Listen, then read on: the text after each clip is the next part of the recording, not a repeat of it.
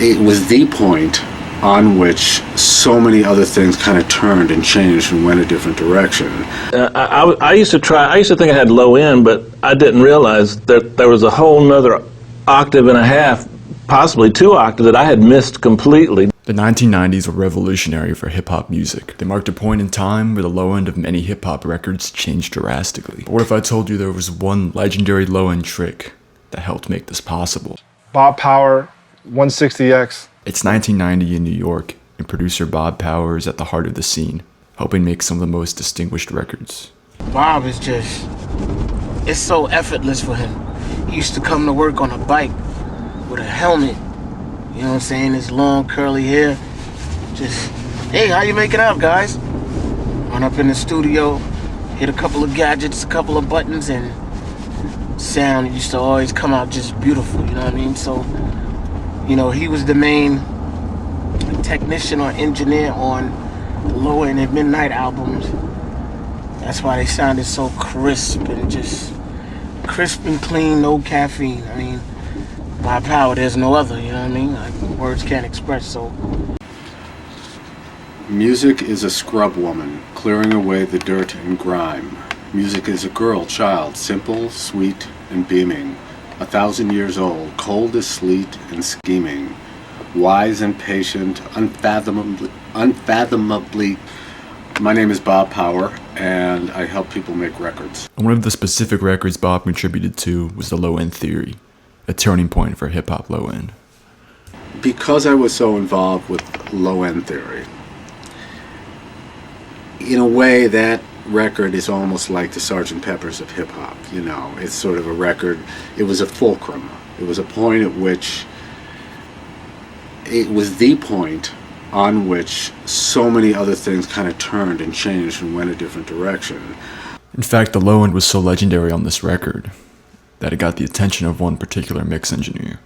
I used to think I had low end, but I didn't realize that there was a whole nother octave and a half, possibly 2 octaves that you work with that I had missed completely. Was that just a function of your taste? I mean, did you always hear music that way, or were you guided that way by some of your clients and then refined it yourself? Certainly guided by my clients. I mean, this was hip-hop, you know, and particularly back then, whoever had the biggest low end had the biggest fill in the blank. And as you all know, engineers talk. So the trick behind the low end theory would get passed down to Dave Pensado. I totally respect and occasionally hang out with Dave Pensado. But what was that legendary trick that he used? Bob Powers would use parallel compression combined with the pultec and the API 550A. This became known as the legendary Bob Powers trick. Your technique, which I believe you got from Bob, is you take the 160X, you compress it to where it feels comfortable to you. It depends on the record, the taste of the mixer. But you take that kick, you compress it till it feels comfortable. Then I'll take the pultec, which everyone knows is one of the best low-end EQs around, and I'll add whatever frequency I think is best. You only really have 2 choices. That's 160. I'll take that, I'll add it back, you know, add it probably to around about 7 dB of 70 hertz at a very small bandwidth on the pultec. Slowly add it back in, and I usually add it back in first with the NS10s being my reference. What's up, y'all? This is George T here, and I wanted to talk to y'all about one of my new membership programs called the Sonic Study Group. Now, as y'all know, on this channel, I drop a ton of gems from mixing, recording, and engineering, and if you want even more of that, I'm going to be doing some exclusive videos. Now, these videos will be way more in depth than the ones I have on my channel, and I'll actually be dropping presets, templates. So if you are interested in joining, you can join through YouTube's membership program, which is next to the subscribe button. If you do consider joining, I really appreciate y'all helping out the channel. It's going to help me get more guests, do more trips, and film more exclusive content with some of these top mixers and recording engineers. So anyways, back to the video.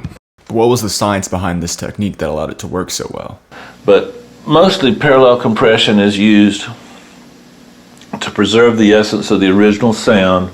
We're trying to enhance the low end without increasing the volume, overall volume of the kick and snare. And the net effect is that it just seems to become more noticeable in the mix for various reasons. We'll go into that in a moment. When Dave Pensado picked this one up, he originally used it outside of the box. However, he would eventually emulate the technique inside the box. To do this, he just used a stock compressor and an emulation of both EQs. In the corner of the screen, I've got attack and release times for the DBX 160 XT. The reason I put that there is because I think it's a good starting point. I'm actually not using these exact numbers today, but I started and then I tweaked it to fit the situation. But this is a handy piece of information to have because the 160 XT is definitely the go-to drum compressor.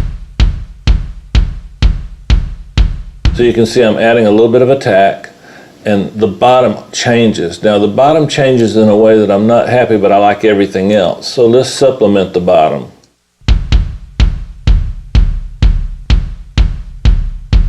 Now you'll notice I'm adding quite a bit of 60. That can be, this should be adjusted per song.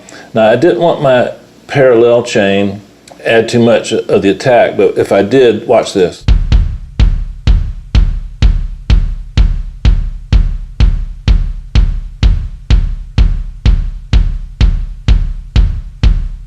I hope y'all enjoyed the video taking a look at the legendary low end trick. If you do want more videos like this, please don't forget to like